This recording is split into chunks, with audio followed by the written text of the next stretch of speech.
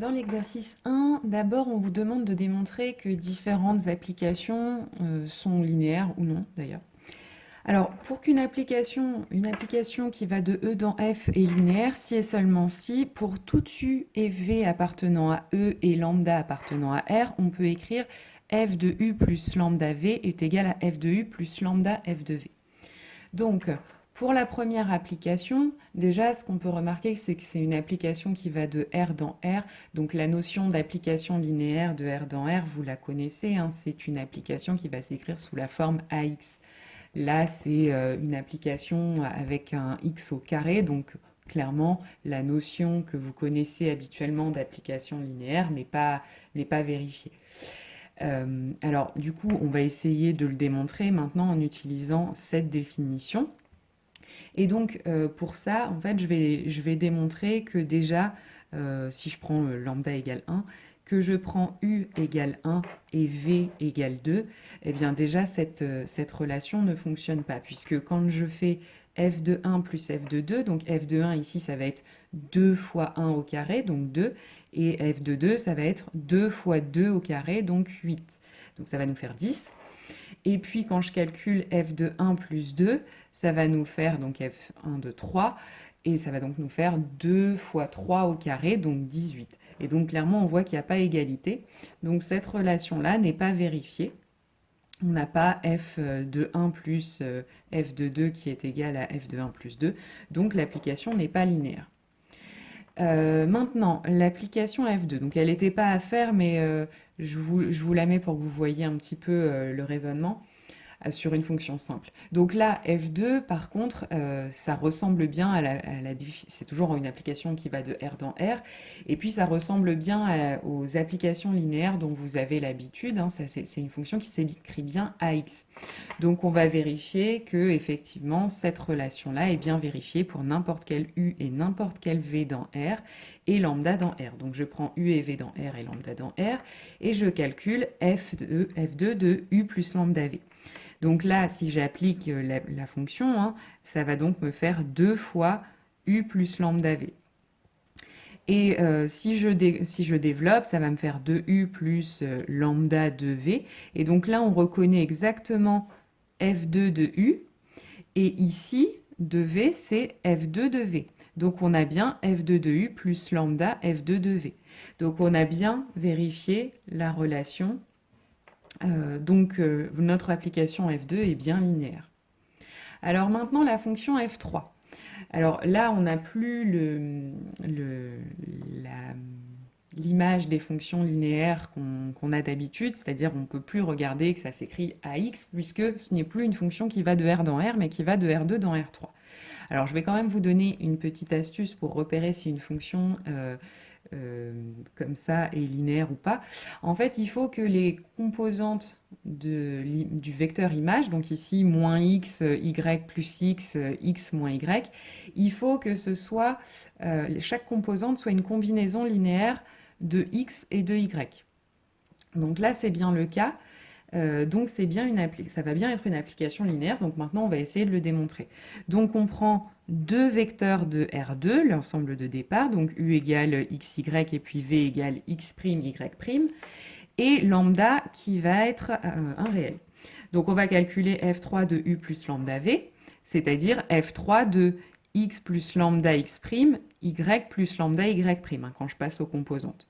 Et donc maintenant, si je calcule l'image, par f3 de ce vecteur, ça va nous donner moins la première composante, donc moins x plus lambda x'. Ensuite, pour la deuxième, ce sera la deuxième composante, donc y plus lambda y', plus la première, donc x plus lambda x'. Et puis pour la dernière, ce sera la première composante, x plus lambda x', moins la deuxième, donc moins lambda plus lambda y'. Ensuite, je développe ma parenthèse ici, donc ça me fait moins x moins lambda x'. Ici, je rassemble les termes qui ne sont sans prime, donc y plus x, et puis les termes qui sont en prime, on s'aperçoit qu'ils sont tous avec un facteur lambda, donc je factorise en même temps par lambda, donc lambda y' plus x'. Et puis ici, je fais la même chose, donc je développe d'abord la parenthèse, donc ça me fait moins y moins lambda y', et puis je rassemble les termes qui ont des primes et ceux qui n'en ont pas. Donc pour les sans primes, ça me donne x moins y, et puis pour les termes en prime, ça me fait lambda x' moins lambda y', donc je factorise en même temps par lambda, donc ça me fait lambda x' moins y'. Et donc là, l'idée, c'est de séparer ce vecteur-là à trois composantes en deux vecteurs, un qui ne va pas contenir les primes et un qui les contiendra. Donc pour le premier vecteur, ça va me faire moins x, y plus x, et puis x moins y. Et puis pour le vecteur en prime, il va me rester moins lambda x', plus lambda y' plus x', plus lambda x' moins y'. Donc je vais sortir le lambda du vecteur, et donc ça va me donner ceci. Et donc quand j'additionne les deux, je retombe bien sur le vecteur d'avant. Donc ici maintenant, ce que je reconnais, c'est exactement l'image par f3 de mon vecteur u. Et ici, l'image par f3 de mon vecteur v. Donc j'ai bien que f3 de u plus lambda v est égal à f3 de u plus lambda f3 de v. Donc notre relation est bien vérifiée, f3 est bien linéaire. Maintenant, si je regarde la fonction f4, même chose. Si je regarde donc la seule composante du vecteur d'arrivée, donc 3x plus 4y, c'est bien une combinaison linéaire de x et de y. Donc ça va bien être une application linéaire. Maintenant que je l'ai conjecturé, je vais essayer de le démontrer. Donc pareil, je prends u qui appartient à l'ensemble de départ, donc un vecteur de R2, x, y, et v aussi, donc x', y'. Et puis lambda appartenant à R, et donc je vais calculer f4 de u plus lambda v, c'est-à-dire f4 de x plus lambda x', y plus lambda y'. Donc si je calcule l'image de ça, donc je dois faire 3 fois la première composante, donc 3 fois x plus lambda x', plus 4 fois la deuxième, donc y plus lambda y'. Je développe tout ça. Et ensuite, je vais rassembler encore une fois les termes en les termes sans prime et les termes avec prime. Encore une fois, les termes avec prime sont multipliés par lambda tous, donc je vais factoriser par lambda. Et donc ici, je reconnais exactement f4 de u et ici f4 de v. Donc j'ai bien démontré que f4 de u plus lambda v est égal à f4 de u plus lambda f4 de v. L'application f4 est donc linéaire. Maintenant, je vais regarder l'application F5, qui n'était pas non plus à faire, mais je veux vous montrer encore une fois un exemple d'application qui n'est pas linéaire cette fois-ci. Alors, cette application linéaire F5, déjà, on peut remarquer qu'elle ne va pas être linéaire en regardant ses composantes, et en particulier en regardant la deuxième composante qui est y-1. y-1, ce n'est pas une combinaison linéaire de x, y et z à cause de ce moins 1 qui est une constante et qui n'a rien à faire dans une combinaison linéaire de x, y et z. Donc, j'ai une composante qui n'est pas une combinaison linéaire de x, y et z, donc l'application ne va pas être linéaire. Et pour démontrer que cette application n'est pas linéaire, on peut utiliser un critère. En fait, quand vous avez une application linéaire, normalement, l'image du vecteur nul doit être égale au vecteur nul. Donc, pour démontrer que cette application n'est pas linéaire, on peut faire ça. On peut essayer de calculer l'image du vecteur nul. Donc ça va nous faire 2 fois 0 plus 0 moins 0 pour la première composante, et puis pour la deuxième, 0 moins 1. Donc ça va nous donner 0 moins 1. Ce n'est donc pas le vecteur nul, donc l'image du vecteur nul n'est pas le vecteur nul, donc notre application F5 n'est pas linéaire. Voilà comment on peut le démontrer pour cette application-là. Puis j'ai pas fait F6 parce que elle n'était pas demandée, mais si vous voulez essayer de le démontrer, cette application elle est bien linéaire puisqu'on voit que ses composantes à chaque fois sont bien des combinaisons linéaires de x, y et z. Maintenant, on vous demande pour chaque application qui est linéaire de déterminer le noyau, l'image, dire si elles sont injectives, surjectives, bijectives, et puis calculer la matrice associée dans les bases canoniques. Donc F1, on a dit qu'elle n'était pas linéaire, donc le travail n'est pas à faire. F2, on ne vous avait pas demandé de la faire, donc je ne la fais pas. Je passe à F3. Donc F3, je vais d'abord déterminer son noyau. Le noyau, qu'est-ce que c'est? C'est l'ensemble des antécédents du vecteur nul. Donc, je vais chercher quels sont les vecteurs U de R2 donc de l'ensemble de départ, qui ont une image qui vaut 0 en fait. Alors, donc je vais en fait résoudre l'équation f3 de u égale à 0. Donc f3 de u, ça va nous donner moins x, y plus x moins y. Et donc je cherche quels sont les vecteurs comme ça qui sont égaux au vecteur nul de R3 évidemment, puisque c'est notre ensemble d'arrivée. Alors, donc il va falloir que moins x soit égal à 0, y plus x soit égal à 0, et puis x moins y soit égal à 0, c'est-à-dire ça revient à résoudre ce système, qui est très simple. La première ligne nous donne immédiatement que x est égal à 0, et puis si x est égal à 0, la deuxième ligne nous donne y égale à 0. Donc on a x égale y égale 0, c'est-à-dire que du coup notre vecteur u de départ doit être le vecteur nul. Donc ici, le noyau de F3, c'est le singleton 0. Maintenant, pour déterminer l'image. L'image, qu'est-ce que c'est? Ce sont tous les vecteurs de l'ensemble d'arrivée, de R3, qui vont avoir un antécédent par F. C'est-à-dire que V va appartenir à l'image de F3 si et seulement si on peut trouver U dans l'ensemble de départ, donc dans R2, tel que F de U, F3 de U, soit égal à V. Alors écrire ça, ça revient, donc f de u, on l'a dit, c'est moins x, y plus x moins y. Et donc il faut que ce soit égal à x', y', z'. Donc ça revient à écrire le système, moins x égale x', y plus x égale y', x moins y égale z'. Donc en fait, si j'arrive à trouver un vecteur u qui vérifie ça, ça revient à dire que ce système-là est compatible. C'est-à-dire que je peux trouver un x et un y qui vérifient ces trois égalités, donc c'est-à-dire exactement dire que ce système est compatible. Donc là, j'ai simplement recopié le système en alignant les x et les y. Et ensuite, je l'échelonne. Donc, je fais, pour me débarrasser des deux x qui sont ici, L2 plus L1 et L3 plus L1. Et puis ensuite, pour me débarrasser du moins y qui est là, je fais L3 plus L2. Et donc, ce système sera compatible si et seulement si la dernière ligne ne donne pas 0 égale un réel différent de 0. C'est-à-dire que ce système sera compatible si et seulement si 2x' plus y' plus z' est égal à 0. Donc finalement, ça veut dire qu'un vecteur v va appartenir à im de f si et seulement si 2x' plus y' plus z' est égal à 0. Autrement dit, im de f3, ce sera l'ensemble des vecteurs x, y, z de R3 tels que 2x plus y plus z est égal à 0. Alors maintenant, on vous demande si cette fonction, cette application f3 est injective, si elle est surjective et enfin si elle est bijective.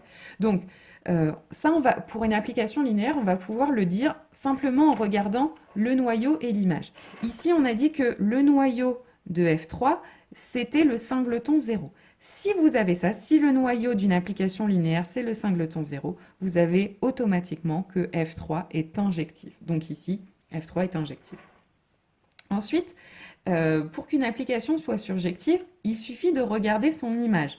Si son image est égale à l'ensemble d'arrivées, elle est surjective. Ici, notre image f3, ce n'est pas R3 tout entier.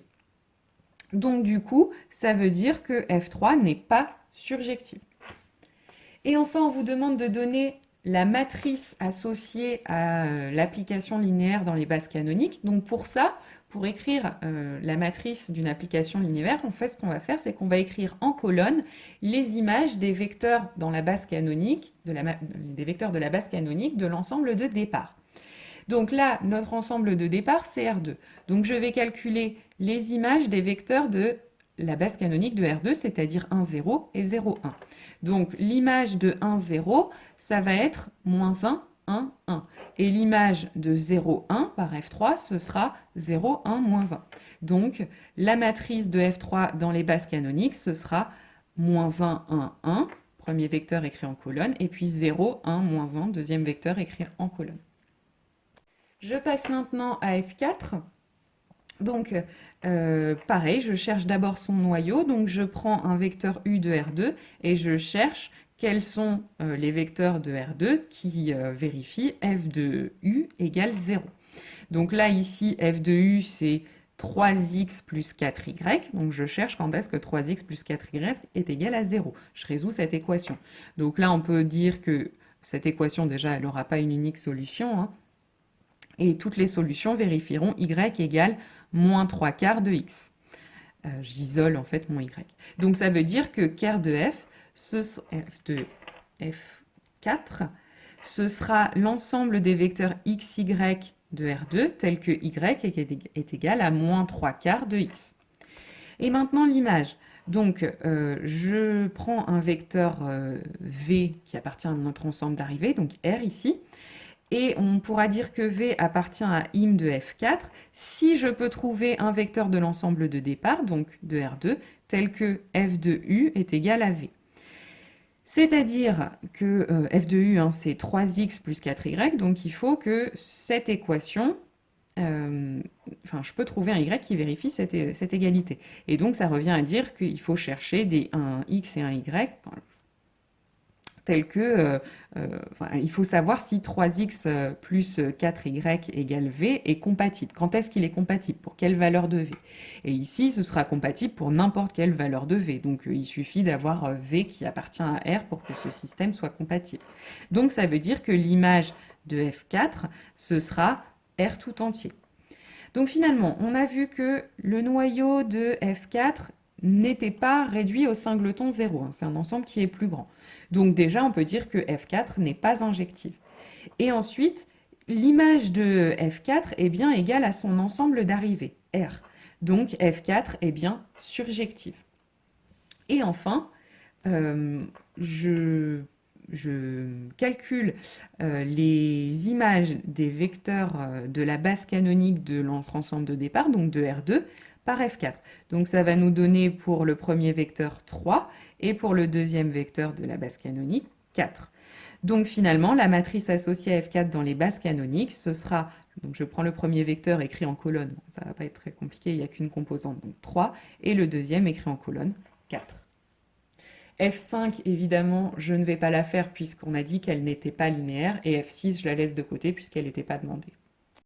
Alors, dans l'exercice 6, maintenant, on vous dit qu'on a f qui est une application linéaire surjective de R4 dans R2, et on vous demande de trouver la dimension du noyau de f. Alors ici, dans tout l'exercice, ce qu'on vous demande d'utiliser, c'est cette propriété-là, c'est-à-dire que quand vous avez f qui est une application linéaire de E dans f, vous avez la relation suivante. La dimension de E, donc la dimension de l'ensemble de départ, est égale à la dimension du noyau de f plus rang de f. Rang de f, c'est la dimension de l'image de f. Donc là, si f est linéaire de R4 dans R2, on a donc dimension de R4 est égale à la dimension de ker de f plus rang de f. On sait en plus que f est surjective. Donc comme on l'a vu dans le premier exercice, si f est surjective, on a donc l'image de f qui est égale à l'ensemble d'arrivée, c'est-à-dire à R2. Donc ça veut dire que la dimension de im de f, c'est-à-dire le rang de f, est égale à la dimension de R2, c'est-à-dire 2. Et donc, en injectant ça dans cette égalité, donc déjà on a dimension de R4, c'est 4, ker de f on ne le connaît pas, et donc on vient de dire rang de f est égal à 2. Donc finalement, on en déduit que la dimension de ker de f, c'est forcément 2. Ensuite, vous avez une fonction g, qui est injective de R15 dans R30, et on vous demande la dimension de l'image de G, c'est-à-dire le rang de G. Donc encore une fois, G est linéaire, donc on a dim de R15 qui est égal à la dimension de ker de G plus le rang de G. De plus, on sait que G est injective, donc comme on l'a vu dans l'exercice 1, on sait que le noyau de G est réduit au singleton 0. Et donc, ça veut dire que la dimension de ker de G, ce sera la dimension du singleton 0. Un singleton, c'est de dimension 0. Donc là, la dimension de ker de G, c'est 0. Donc finalement, en injectant dans cette égalité, donc dimension de R15, c'est 15, la dimension du noyau, c'est 0, et plus donc rang de G. Donc finalement, ça veut dire que le rang de G est égal à 15. La dimension de l'image de G est égale à 15. Et enfin, dans la dernière question, on vous demande est-ce qu'il existe une application linéaire bijective entre R25 et R40? Alors, on va supposer qu'il y en a une, on va l'appeler G. Donc, supposons que G soit une application linéaire bijective de R25 dans R40. Donc ça veut dire qu'on a déjà la relation dimension de R25, notre ensemble de départ, est égal à la dimension de ker de H plus le rang de H. Et puis maintenant, on sait aussi que l'application est bijective. Donc elle est injective. Donc ça veut dire que le noyau de H, c'est le singleton 0, donc que la dimension du noyau de H, c'est 0. Et puis H est surjective aussi, donc ça veut dire que l'image de H est égale à notre ensemble d'arrivées, donc à R40. Et donc la dimension de im de H, rang de H, est donc égale à la dimension de R40, c'est-à-dire 40. Donc finalement, en injectant tout ça dans notre égalité ici, donc dimension de R25, c'est 25, dimension de ker de H, on a dit c'est 0, et rang de H, on a dit c'est 40. Donc on aurait 25 égale 0 plus 40. C'est absurde. Donc ça veut dire que ce qu'on a supposé au départ est faux. Autrement dit, il n'existe pas d'application linéaire bijective de R25 dans R40. Dans l'exercice 5 maintenant, donc on vous dit E1, E2, E3, c'est la base canonique de R3, et F, c'est une application linéaire de R3 dans R3, définie par F de E1 égale E2 plus E3, F de E2 égale E1 plus E3, F de E3 égale E1 plus E2. On vous demande d'abord de montrer que F est une application linéaire bijective de R3 dans R3. Donc là, on sait déjà qu'elle est linéaire, c'est dit dans l'énoncé, donc ce qu'il faut démontrer, c'est qu'elle est bijective. Donc on va montrer qu'elle est injective, puis on montrera ensuite qu'elle est surjective et donc bijective. Donc, d'abord, je vais montrer que F est injective. Donc, pour démontrer qu'une application linéaire est injective, on a vu, il suffit de montrer que le noyau de F, c'est le singleton 0. Donc, c'est ce que je vais démontrer ici. Donc, on va prendre un vecteur U de notre ensemble de départ, donc x, y, z, un vecteur de R3, tel que f de u soit égal à 0. Et donc, on va voir quelles conditions il faut vérifier pour u. On va résoudre cette équation pour voir un petit peu quels sont les vecteurs qui sont dans ker de f.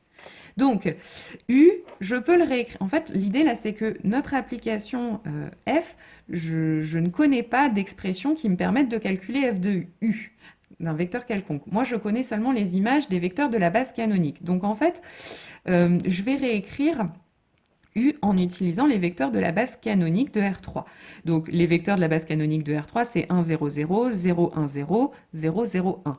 Et donc mon vecteur x, y, z, si je le décompose en utilisant ces vecteurs de la base canonique, en fait je vais pouvoir l'écrire x fois le premier vecteur de la base canonique, plus y fois le deuxième vecteur de la base canonique, plus z fois le dernier vecteur de la base canonique de R3. Donc quand on fait cette opération, on retrouve bien x, y, z. Donc écrire que f de u est égal à 0, ça revient à écrire que f de x fois le vecteur E1 plus y fois le vecteur E2 plus z fois le vecteur E3 est égal à 0. Maintenant, je sais que mon application est linéaire. Donc ça veut dire que le f de xe1 plus ye2 plus ze3, je vais pouvoir le réécrire x f de e1 plus y f de e2 plus z f de e3.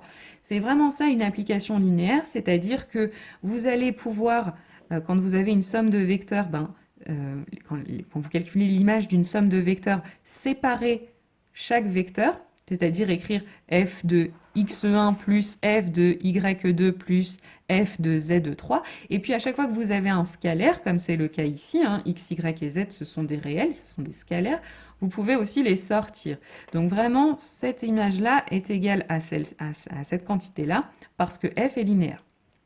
Et maintenant, on sait que f de E1, c'est E2 plus E3, f de E2, c'est E1 plus E3, et f de E3, c'est E1 plus E2. Et enfin, ça, je vais pouvoir le développer et je vais rassembler tous les termes en E1. Donc les termes en E1, j'en ai un là, y fois E1, z fois E1. Donc ça me donne y plus z E1. Ensuite, les termes en E2, donc j'ai x E2 et puis z E2. Donc ça me fait x plus z E2. Et puis les termes en E3, donc ça me fait x E3 plus y E3. Donc ça me fait x plus y E3. Donc tout ça doit être égal à 0. Donc pour que ça se soit égal à 0, ça c'est, il n'y a pas d'autre choix que vous ayez y plus z égale à 0, x plus z égale à 0 et x plus y égale à 0. Pourquoi? Parce que on sait que E1, E2, E3, c'est une base de R3. Donc c'est aussi une famille libre. Ça veut dire que dès que vous avez une combinaison linéaire de E1, E2, E3, ça veut dire que les scalaires qui se trouvent dans, les réels qui se trouvent dans la combinaison linéaire sont forcément tous nuls. Alors maintenant, ça revient donc à résoudre ce système, donc je vais le résoudre. Donc d'abord là, j'ai recopié en alignant bien mes x, mes y, mes z. Et ensuite, j'ai aussi échangé ligne 1 et ligne 3 pour avoir un pivot en première position ici. Et maintenant, j'échelonne. Donc, je fais ligne 2 moins ligne 1 pour me débarrasser du x qui est ici. Et ensuite, pour me débarrasser du y qui est là, je fais ligne 3 plus ligne 2. Mon système est échelonné, et donc la dernière ligne me donne z égale 0. Du coup, la deuxième me donne y égale 0. Et du coup, la première me donne x égale 0. Donc, finalement, on va avoir x, y, z égale 0. Autrement dit, x, y, z, c'était mon vecteur u. Donc, on a u égale 0. Donc, finalement, cette équation f de u égale 0 n'a qu'une solution, c'est u égale 0. Donc ça veut dire que ker de f est égal au singleton 0 et donc que f est injective. Ensuite, pour montrer qu'elle est surjective, je ne vais pas vraiment démontrer qu'elle est surjective, je vais réutiliser la relation qu'on a vue dans l'exercice 6, à savoir que dimension de l'ensemble d'arrivée, donc de R3 ici, est égale à dimension de ker de f plus la dimension de l'image de f, c'est-à-dire le rang de f. Ici, la dimension de R3, donc c'est 3. La dimension du noyau, on vient de voir que le noyau, c'est le singleton 0, donc la dimension du singleton 0, c'est 0, plus rang de f. Donc finalement, le rang de f est égal à 3, c'est-à-dire que la dimension de l'image de f, c'est 3. Et en plus, im de f, c'est un sous-ensemble de l'ensemble d'arrivée, c'est-à-dire que im de f est inclus dans notre ensemble d'arrivée, c'est-à-dire dans R3. Et vous avez une propriété du cours qui vous dit que si vous avez un sous-espace vectoriel qui est inclus dans un autre et que leurs dimensions sont égales, parce que là on a bien dimension de im de f qui est égale à la dimension de R3, à 3, eh bien ça veut dire que vos sous-espaces vectoriels sont égaux. Donc im de f est égal à R3. Et donc, du coup, si im de f est égal à R3, si im de f est égal à l'ensemble d'arrivée, ça veut donc dire que f est surjective. On a montré que f était injective et surjective, elle est donc bijective. Et enfin, on vous demandait de déterminer les images par f des sous-espèces vectorielles f et g, donc on vous donnait. Donc, je vais commencer par f. Donc, je vais prendre un vecteur v qui appartient à notre ensemble d'arrivée, donc R3. Et je vais chercher à quelles conditions est-ce que v va appartenir à l'image de f, c'est-à-dire à petit f de grand F. Alors, à quelles conditions est-ce que V appartient à cet ensemble? Il faut que je puisse trouver un antécédent U de V qui appartient à F. C'est-à-dire, il faut que je trouve U qui appartient à F tel que F de U soit égal à V. C'est à cette condition que V appartiendra à l'image de F. Alors, écrire ça, ça revient, on se rappelle de l'image de U, on l'a déjà calculé dans la partie précédente de l'exercice, dans le petit a, on avait vu que f de U, on avait pu le réécrire comme ça. Y plus Z E1 plus X plus Z E2 plus X plus Y E3. Donc, je l'ai renoté ici, et donc il faut que ce soit égal à X', Y', Z', qu'on peut réécrire lui aussi comme X' E1 plus Y' E2 plus Z' E3, exactement comme ce qu'on avait vu dans la première partie de l'exercice. J'ai refait ça exactement, je suis passée d'ici à là, exactement comme tout à l'heure, on a juste rajouté des primes sur le X, le Y et le Z. Donc voilà, on a cette égalité-là.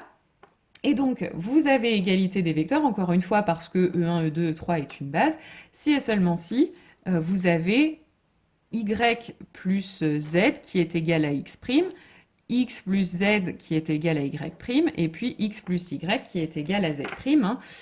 Donc encore une fois, car E1, E2, E3 est une base de R3. Et ensuite, donc dire que vous pouvez trouver un U qui vérifie ça, vous pouvez le réécrire comme bon, bah, ce même système que j'ai réécrit sur les 3 dernières lignes, mais il faut aussi que U appartienne à F, et quand est-ce qu'on appartient à F? Bah, il faut que la somme des 3 coordonnées soit égale à 0. Donc, cette condition revient à dire qu'il faut trouver une solution à ce système, c'est-à-dire dire que ce système est compatible. Donc je vais voir à quelles conditions est-ce qu'il est compatible en échelonnant. Donc là, je vais faire, pour me débarrasser des deux x qui sont ici, ligne 3 moins ligne 1 et ligne 4 moins ligne 1. Ensuite, pour me débarrasser du y qui est là, je vais faire ligne 2 plus ligne 3. Et enfin, pour me débarrasser du z qui est ici, je vais faire ligne 4 plus ligne 3. Je vais faire ligne 4 plus ligne 3. Donc du coup, ce système échelonné, maintenant qu'il est échelonné, je vois qu'il n'y a qu'une condition pour qu'il soit compatible, c'est que cette ligne n'engendre pas un 0 égale un nombre différent de 0. Donc il faut que x' plus y' plus z' soit égal à 0. Donc on vient de démontrer que un vecteur v va appartenir à l'image de f si et seulement si x' plus y' plus z' est égal à 0. Autrement dit, cette condition-là, c'est exactement la condition qu'il faut pour que v appartienne à f. Et donc, ce qu'on a démontré, c'est que l'image de f, bah, c'est f. Maintenant, je vais faire la même chose pour g. Donc, je prends un vecteur v de R3 et je cherche à quelle condition est-ce que v appartient à l'image de g. Donc, pour ça, il faut qu'il y ait un u qui appartienne à g, tel que f de u soit égal à v. Donc ça, on vient de le revoir, f de u, c'est égal à cette expression-là, et puis v, je le réécris de cette façon-là. Donc, maintenant, pour que u appartienne à g, il va falloir que x soit égal à y qui soit égal à z. Autrement dit, si je prends un vecteur u qui appartient à g, écrire cette condition, ça revient à dire que je peux trouver un x réel tel que y et z seront tous les deux égales à x, donc on peut remplacer ça par 2x, e1. Pareil, z, je sais qu'il va être égal à x, donc x plus z, ça revient à écrire 2x, et donc e2. Et ensuite, y, je sais qu'il est égal à x aussi, donc écrire x plus y, ça revient à écrire 2x, e3. Donc voilà comment on peut réécrire cette condition-là. Et ensuite, de la même façon que tout à l'heure, je vais avoir l'égalité entre ces deux combinaisons linéaires si et seulement si 2x est égal à x', 2x est égal à y', et 2x est égal à z', puisque E1, E2, E3 est une base de R3. Donc ça revient à écrire que ce système est compatible. Écrire cette condition, ça revient à dire que ce système doit être compatible. Et à quelle condition est-ce qu'il va être compatible, ce système? Il faut que x' soit égal à y', soit égal à z', puisque 2x ne peut pas être égal à 3 nombres différents. Il faut que ce soit égal à 3 fois à la même chose. Donc finalement, dire que v appartient à l'image de g, ça revient exactement à dire que v appartient à g, puisque ça, c'est exactement la condition pour que le vecteur v appartienne à g. Donc finalement, l'image de g, c'est g.